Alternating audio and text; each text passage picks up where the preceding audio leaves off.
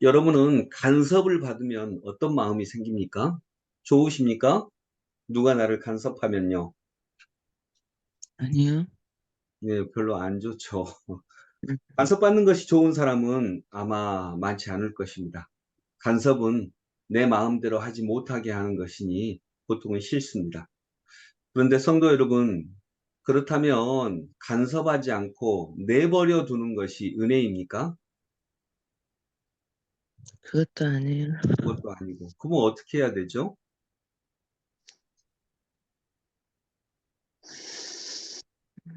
내버려 두는 것도 싫고, 간섭하는 것도 싫고, 그런가요? 알아봐주면 좋겠어요. 바라봐주면, 예. 그, 칼을 갖고 놀아도 바라봐주면 그냥 좋은 건가요? 그것도 아니겠죠. 물론, 우리가 뭐 상식적인 선에서 간섭할 때는 간섭하고, 내버려 둘 때는 내버려 둔다라고 볼 수 있겠지만, 그 판단을 어떻게 하는 게 좋을까요? 내버려 두는 것이 은혜입니까? 로마서는 그것이 은혜가 아니고 저주라고 얘기하고 있습니다. 그러면 간섭하시는 것이 은혜입니까? 잘 모르겠어요. 근데 둘 중에 하나를 고르라면 저는 간섭하시는 것이 은혜이다. 그리고 더 중요한 것은 누가 간섭하느냐라고 하는 것입니다. 나한테 전혀 관심이 없는 사람이 내 삶에 간섭하는 것은 정말 싫은 일이지만 나를 정말 사랑하는 사람. 여러분, 아내는 남편에게 적정 정도 간섭해야 하죠. 네. 저도 요 옷 이렇게 평소 때 입던 옷하고 다르잖아요. 아내가 맨 그 옷만 입냐고.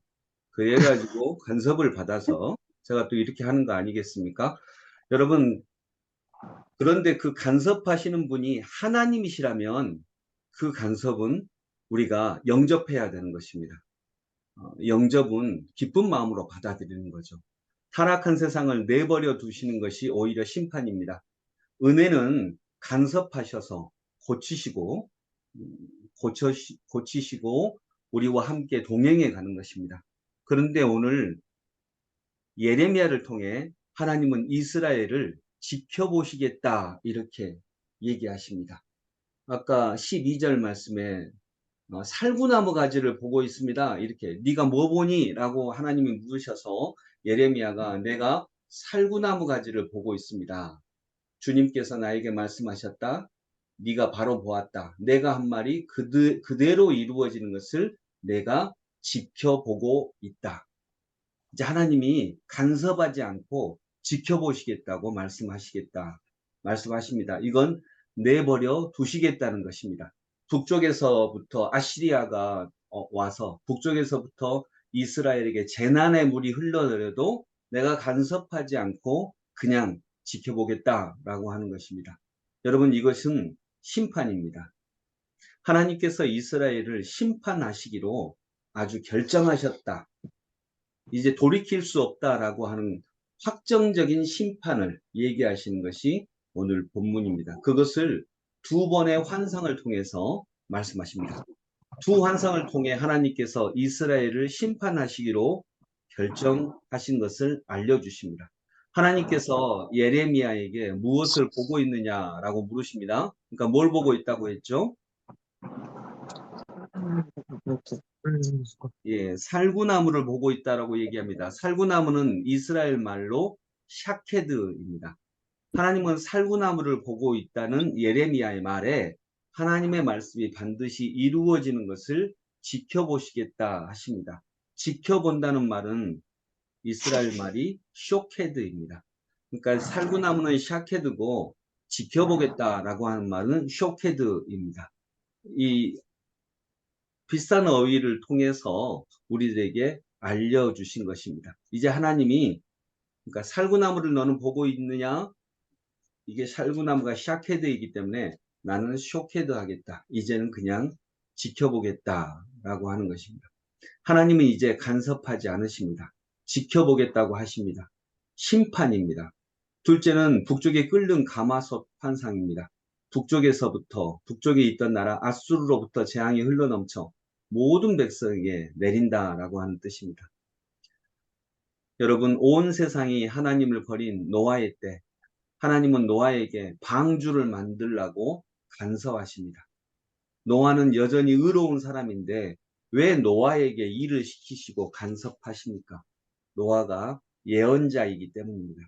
간섭을 받아들이는 사람에게 하나님은 간섭하십니다. 하나님께서 아직도 간섭하신다는 것은 아직 완전히 버리지 않으셨다는 것입니다. 여러분, 하나님의 간섭은 은혜입니다. 하나님께서 아직도 한국교회에 간섭하십니까?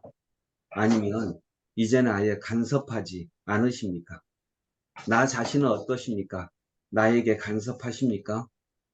여러분, 가끔씩 우리가 예배에 빠지고 또 새벽기도 나오시는 분들은 새벽기도에 빠지고 어떻게 이렇게 할 때 그냥 마음이 편안하고 뭐 별 뭐가 없으면 이건 이제 간섭하지 않는 거죠. 또는 내가 죄를 지었을 때 뭐 빠지는 걸 넘어서서 내가 하나님 앞에 죄를 지었어요. 그런데 하나님이 간섭하지 않으셔서 죄를 지었는데도 마음도 편하고 뭐 마음에 거리낌도 없고 그냥 행복하고 그래요. 그러면 이게 복입니까? 이건 복이 아닙니다. 하나님이 그냥 내버려 두신 것입니다. 그런데 이때 간섭하십니다.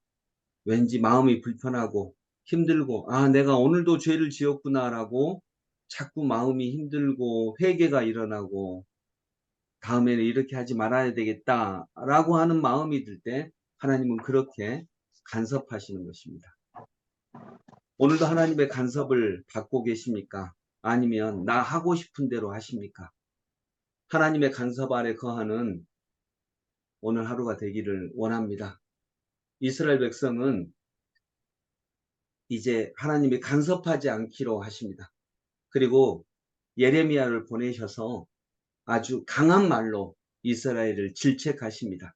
이렇게 예레미야를 통해서 마지막으로 간섭하시는 거죠. 그런데 이스라엘은 유다는 이 말도 버립니다. 이 말도 듣지 않습니다. 완전히 간섭에서 벗어난 것입니다. 오늘 우리가 하루를 살아가면서 하나님의 간섭을 용인하고 영접하고 오히려 환대하고 하면서 그 하나님의 간섭을 받아들이며 주와 동행하는 복된 날이 되시기를 소망합니다. 기도하겠습니다. 아버지 하나님, 하나님의 간섭하심을 받아들이면 왠지 불편하고 힘들고 또 어떤 때는 죄의식도 느낍니다. 주님, 그런데 이것이 우리가 살 길인 것을 알게 하여 주옵소서. 하나님 아버지, 다른 간섭은 놔주더라도 하나님의 간섭, 하나님의 말씀 가운데 내 마음을 흔드시는 그 간섭은 환대하며 영접하고 받아들여서 날마다 주와 함께 동행하는 하나님의 백성들이 다 되게 하여 주옵소서. 예수 그리스도 이름으로 기도드립니다. 아멘.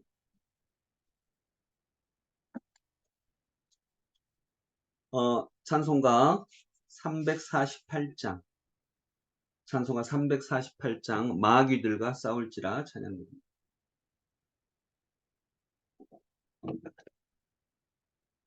348장입니다.